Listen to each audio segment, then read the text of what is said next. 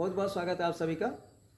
दोस्तों चलिए हम लोग फिर एक नए चैप्टर का स्टडी करते हैं और हम लोग ये सेकेंड चैप्टर पढ़ेंगे और ये जो चैप्टर होगा वो पॉलिटिक्स से संबंधित होगा। तो आज का हमारा जो चैप्टर होगा वह होगा क्या, दो ध्रुवीयता का अंत। इससे पहले वाले हमने पॉलिटिक्स में स्टडी किया हुआ था शीत युद्ध का दौर, तो उसमें दो महाशक्तियों के बारे में देखा हुआ था।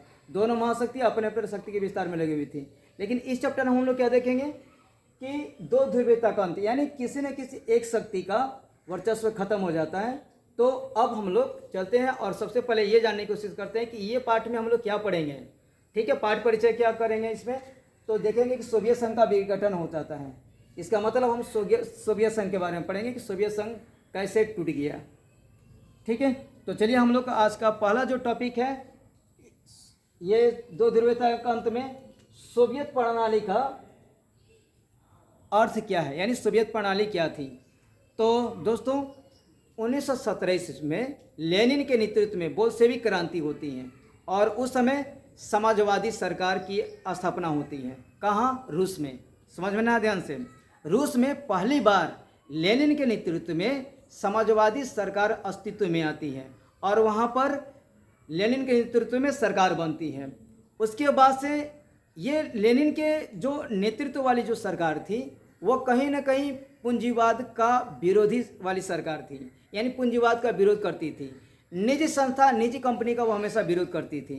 इसका मतलब ये था कि हर संपत्ति पर राज्य का नियंत्रण होता था, उस पर किसी एक व्यक्ति के नियंत्रण नहीं होता था। अगर नियंत्रण होता था उसको क्या किया जाता था, फोड़ करके राज्य के कब्जे में ले लिया जाता था।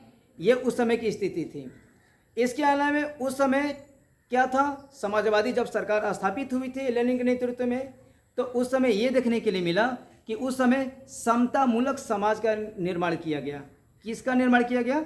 समतामूलक समाज का निर्माण किया गया। समझना ध्यान से कि सोवियत प्रणाली क्या थी, यानी सोवियत प्रणाली एक प्रकार के सिस्टम के बारे में बता रहा है, इसलिए हम लोग इसके बारे में चर्चा कर रहे हैं। ठीक है, तो हमने कहा कि उस समय समाजवादी व्यवस्था के रूप में सरकार लगातार अपने प्रशासन व्यवस्था को चला रही थी। वह पूंजीवादी का घोर विरोधी थी। लोकतंत्र को वह स्थापित नहीं होने देना चाहती थी। किसी एक व्यक्ति का अगर किसी संपत्ति पर अधिकार है तो वह उसका घोर विरोध करती थी। ये ठीक है। उसके बाद हम लोग आगे ये देखते हैं कि ये पूंजीवाद का विरोधक था। उसके बाद हम देखते हैं ये निजी संपत्ति या संस्था का ये क्या करती थी, विरोध करती थी। उसके बाद से ये समतामूलक समाज की स्थापना पर बल देती थी। यानी सोवियत प्रणाली, अब देखना है कि सोवियत प्रणाली किस किस चीज़ों को वह ज़्यादा समर्थन करती थी, सोवियत प्रणाली में क्या क्या होती थी। इसके अलावा हमने ये देखा कि जब समतामूलक समाज का निर्माण किया गया तो उस समय जो कम्युनिस्ट पार्टी थी उस समय अस्तित्व में आती है और वह कम्युनिस्ट जो पार्टी थी उस समय सोवियत संघ का निर्माण करती हैं। क्यों निर्माण करती हैं? क्योंकि हुआ क्या था कि जब सेकेंड वर्ल्ड वॉर हुआ तो उस समय रूस ने क्या किया हुआ था, उसने पूर्वी यूरोप को फांसीवादी ताकतों से बचाया हुआ था। जितने भी पूर्वी यूरोप थे उनको रूस ने क्या किया था, फांसीवादी ताकतों से बचाया था। देन जितने भी पूर्वी यूरोप के जो सदस्य देश थे वे सोवियत संघ से काफ़ी प्रभावित हो गए थे, यानी रूस से काफ़ी प्रभावित हो गए थे। देन जितने भी पूर्वी यूरोप के जो सदस्य देश थे अब उनको रूस के तर्ज पर, किसके तर्ज पर? रूस के तर्ज पर वहाँ पर सारी व्यवस्था को ढाला जाने लगा, जिसके कारण रूस और अन्य सदस्य मिल करके सोवियत संघ का निर्माण करते हैं। अब तो ये आ गया कि सोवियत संघ का निर्माण हो गया रूस और 14 अन्य सदस्य मिल करके, और जब ये टोटल मिलकर 15 सदस्य बनाते हैं तो इन्हीं को सोवियत संघ का नाम दिया गया। क्या का नाम दिया गया? सोवियत संघ। ये ध्यान देने की जरूरत है। देखिए इसमें रूस और पूर्वी यूरोप के जो सदस्य देश हैं, इसके अलावा अन्य भी देश थे, उनको सोवियत संघ का नाम दिया गया। इसमें कितने देश शामिल थे? 15 देश शामिल थे। अब ये ठीक हुआ। अब जब ये 15 देश शामिल हुए और ये सोवियत संघ का निर्माण किए तो इसे दूसरी दुनिया का नाम दिया गया। किसका नाम दिया गया? दूसरी दुनिया। पहली दुनिया कौन था? अमेरिका था। दूसरी दुनिया कौन हो गया? सोवियत संघ हो गया, 15 देश सदस्य देशों को मिला करके। अब बाद में ये आता है कि वहाँ की अर्थव्यवस्था के बारे में, सोवियत संघ की अर्थव्यवस्था के बारे में थोड़ा सा हम लोग चर्चा कर लेते हैं तो उसकी सिस्टम को हम और अच्छे से समझ पाएंगे। क्योंकि उस समय क्या था, सोवियत संघ जब दूसरी विश्व शक्ति बन के उभरता है तो उसके बाद से देखने के लिए मिलता है कि वह कहीं ना कहीं अमेरिका के बाद से हर मामले में वह बहुत ज़्यादा शक्तिशाली था। किस मामले में? तो संचार प्रणाली हो या ऊर्जा संसाधन हो, ऊर्जा संसाधन का मतलब हो गया पेट्रोलियम हो गया, ऊर्जा हो गया, या अन्य संसाधन के मामले में वह बहुत बेहतर था। किसके अपेक्षा? अमेरिका को छोड़कर के अन्य जितने भी देश थे उनको छोड़कर के बाकी ये सब चीज़ों में बहुत मजबूत था। लेकिन आगे जाकर के ये देखने के लिए मिला कि उसकी व्यवस्था में थोड़ी गड़बड़ी आती गई। गड़बड़ी क्या आती गई? वो बहुत सारे चीज़ों को लेकर के वो अमेरिका के साथ जूझते रहा, ठीक है। जिसके कारण क्या हुआ कि दोनों जो महाशक्तियाँ थी वो आमने सामने आई, जिसके कारण सोवियत संघ कमज़ोर पड़ गया। कमज़ोर पड़ने के कुछ चीज़ें यहाँ पर सामने आती है। क्या आती है? सोवियत संघ का जो उत्पादक क्वालिटी था, यानी सोवियत संघ में जितने भी प्रोडक्शन होती थी, नए नए माल बनते थे, कहीं ना कहीं उसकी जो क्वालिटी होती थी वह यूरोपियन देशों से बहुत कमज़ोर होती थी। ये समझ में आ रहा है। इसके अलावा हमने ये देखा, चाहे भूमि हो, चाहे संपत्ति हो या अन्य संसाधन हो, उस संसाधन पर राज्य का नियंत्रण होता था। और कहीं ना कहीं इन संसाधनों पर किसका वर्चस्व था? नौकरशाही का वर्चस्व होता था। कहाँ के नौकरशाही का? सोवियत संघ के नौकरशाही का वर्चस्व होता था।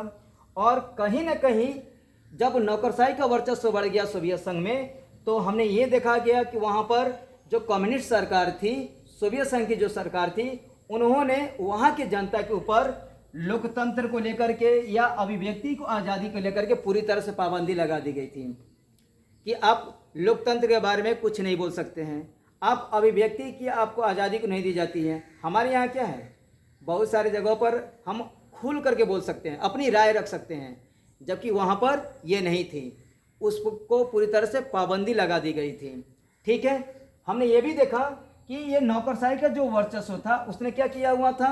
सोवियत संघ के सरकार पर अपनी पूरी तरह से कब्जा जमा लिया हुआ था, जिसके कारण क्या हुआ कि 15 देशों के जो समूह थे उसमें केवल रूस के वर्चस्व को देखते हुए अन्य जितने भी जो सदस्य देश थे, अन्य सदस्य देश का मतलब जो पूर्वी यूरोप के जो सदस्य देश थे, उनको मन में खटकने लगा कि अरे हम लोग रूस के साथ सदस्य माने साथ में और भी सदस्य देश हैं, जो भी कोई काम कर रहा है तो केवल रूस ही अपना वर्चस्व दिखा रहा है, हमारी तो कोई वैल्यू ही नहीं है।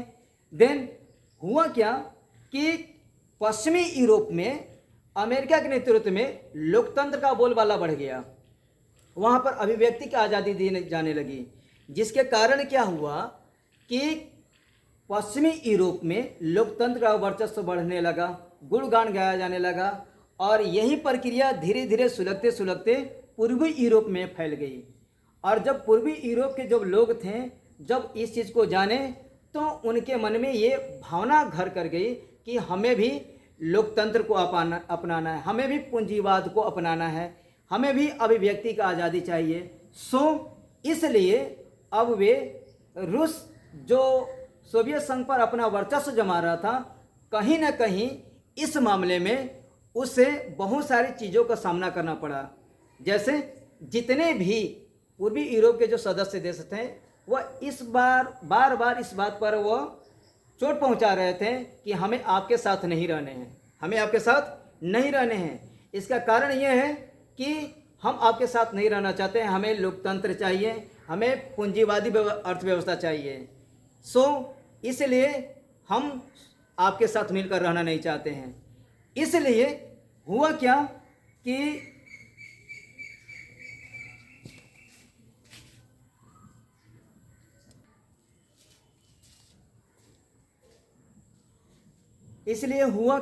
कि बहुत सारे क्षेत्रीय विवाद को लेकर के जब दोनों महाशक्तियाँ आमने सामने आई, जिसके कारण सोवियत संघ क्या हो गया, कमज़ोर पड़ गया। और यही कारण था कि सोवियत संघ जो था अपने आप में कमज़ोर होते चला गया, और कहीं ना कहीं जो पूर्वी यूरोप देश थे उसमें लोकतंत्र की जो गुण थे, लोकतंत्र की जो गाथा थी, या लोकतंत्र के जितने भी गुण था वह सब उनके अंदर घर कर गया और वे लोग लोकतंत्र और पूंजीवाद का समर्थन करने लगे और इस तरह से सोवियत संघ धीरे धीरे कमज़ोर होते गया। उसकी शक्ति से उसकी जो शक्ति थी वह धीरे धीरे उसका जो नियंत्रण था वह कमज़ोर होते चला गया। ठीक है, अब आपसे क्वेश्चन तो यही पूछ सकता है कि सोवियत प्रणाली क्या थी। तो आपको बताना है कि सोवियत संघ की प्रणाली क्या थी और हमको जहाँ तक समझ में आ रहा है कि आपको ये समझ में आ रहा होगा। अगर नहीं समझ में आ रहा होगा तो हमें आपसे रिक्वेस्ट है कि आप इस चीज़ को जा कर के फिर घर पर पढ़िए। कहते हैं ना दोस्तों कि मोर प्रैक्टिस मोर गेन, जितना ज़्यादा पढ़िएगा उतनी ज़्यादा जानकारी होगी। क्योंकि ये कोई ऐसी चीज़ नहीं है कि हम आपको घोल के पिला दें और आप समझ जाएं। बस हम अपने तरफ से कोशिश करते हैं कि हम आपको समझा दें और आपको समझ में आ जाए। हम अपनी तरफ से कोशिश करते हैं, आप भी कोशिश कीजिए, देखिए तब क्या होता है।